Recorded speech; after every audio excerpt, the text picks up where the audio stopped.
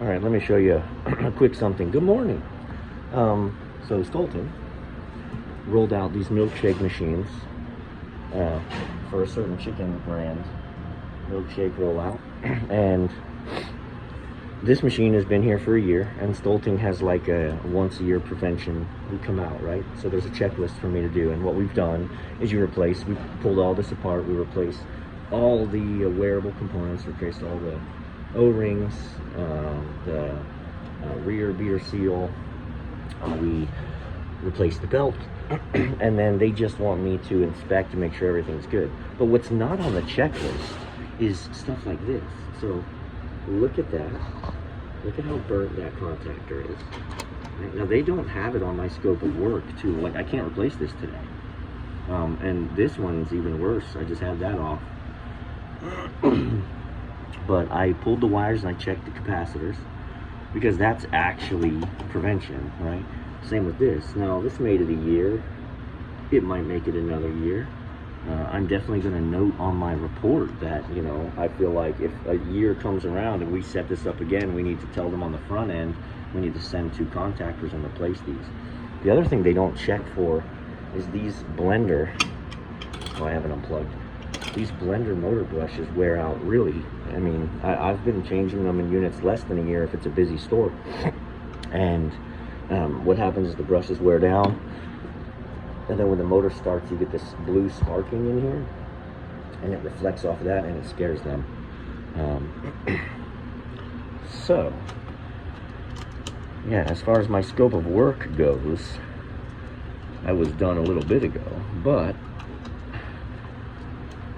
I like to send in a thorough report. It'll be like, because what's really going to happen, right? Let's say this location's management was told, hey, we're going to send a technician to do an annual maintenance, make sure your machine stays up and running.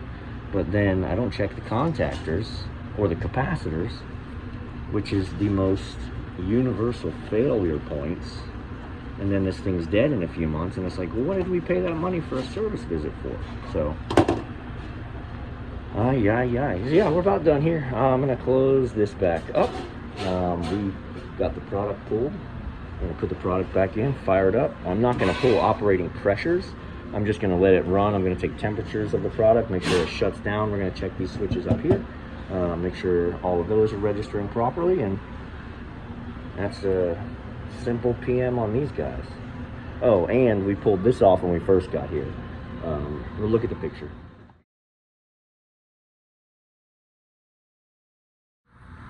So there's a washable filter in there, which we did.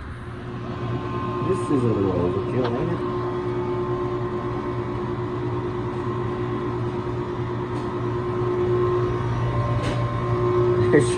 Here's your water line in, and then it branches off and feeds that, which is running overhead. I mean, I would imagine just to freestyle machines and ice machine feeds, and then you have this one.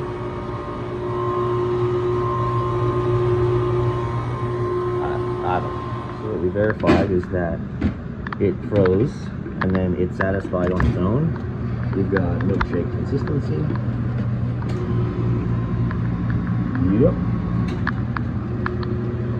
And when I pulled it, it activated, but then it immediately cycled down because our consistency says we're good.